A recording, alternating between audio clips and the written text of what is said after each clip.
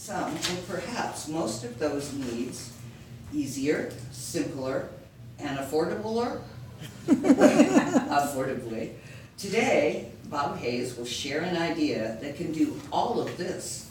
Join me in welcoming Bob Hayes with Your Best Coach is perhaps at the end of your arm. Thank you. Greetings all.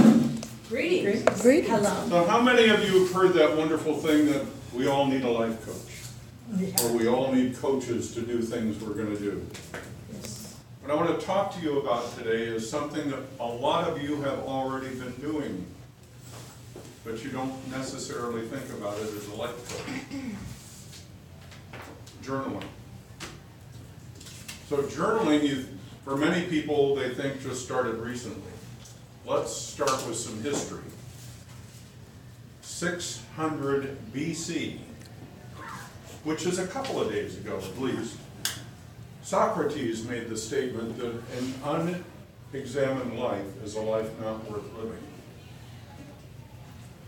We move forward into the 1500s, if you will, in Italy, then, if you will, were kind of the groundwork for where this all started, because back then they kept diaries of financial issues.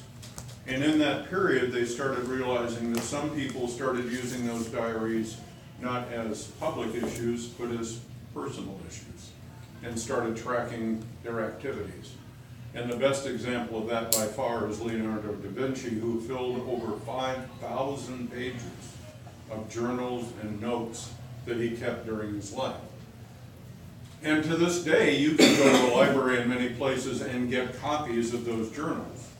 So these are things that can not only be of value to you, but in many cases can be of value to the community and people into the future.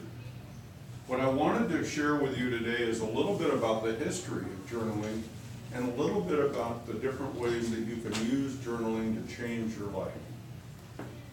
As it said in the introduction, you have the ability to hire a life coach, but most of us don't do it. We either don't have the money, we don't have the time, maybe we don't have the inclination.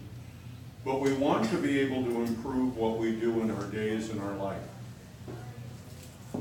If you take time at the end of the day to do that, you can have great success in moving forward by analyzing what's going on. And maybe one of the best ways to look at that is when journaling really came to be more noticeable, and that was become of a very famous journal that I doubt anybody in the room has not heard of, the Diary of Anne Frank. So World War became kind of a starting ground for diaries really to get some traction. And Anne Frank in June of 1944 was given a book that was supposed to be a book for autographs that her parents gave her, and she had really liked the color of the book, and that's why they chose it. But she chose to use it as a diary. And she said in the beginning of that diary, she said, "It is my hope that I can confide in you in a way that I have never been able to confide in anyone, and that you will give me the support that perhaps I've never been able to get before." And that's what a journal can do for you. It can cause you or give you the ability to analyze what's going on in your life on a deeper level. And by doing that, look at what you could do to improve and what you've learned from what you may have felt were just initially failures. As you move through life, your views on that change, but the kernel of a journal will allow you to do and share things that you wouldn't be comfortable or feel that other people would fully understand. And Anne Frank in her journal at one point made the comment that paper is more forgiving than people, with the idea that you can write things in there and say things in there, and the book isn't going to come back and bite you. But people often will. They won't give you necessarily the support you were looking for. I can't stress enough how much you can learn about yourself and why things are happening in your life than by taking a few minutes to analyze what's going on in your life. And the best way, truthfully, to do that is on paper. Trying to do that in your head and track it is very difficult. And the benefits of doing it on paper is you can go back and actually see the progress that you've been making. Patty, my wife, has been journaling almost as long as I've known her. I'm not sure that maybe part of that journaling to decrease the stress in her life started shortly after we met. But she has often, she gets up virtually every single morning, and the first thing she does in the morning is she journals. Jim Rohn, who is known as a motivational speaker, was a constant journal writer, and one of the people that knew him said, "Why do you spend $26 for an empty book?"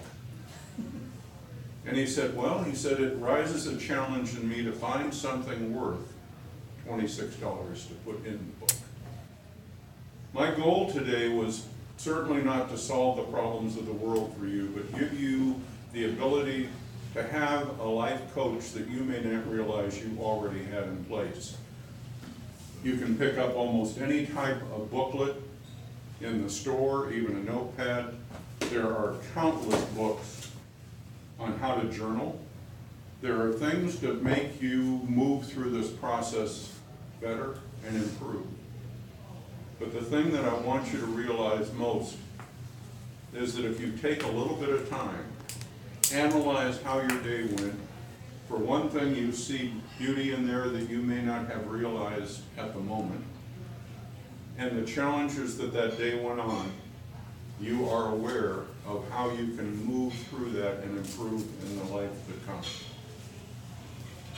There's an old saying that no problem is so great nor so insurmountable that you can't run away from it. But the other side of that is to analyze it, and you can probably make it better.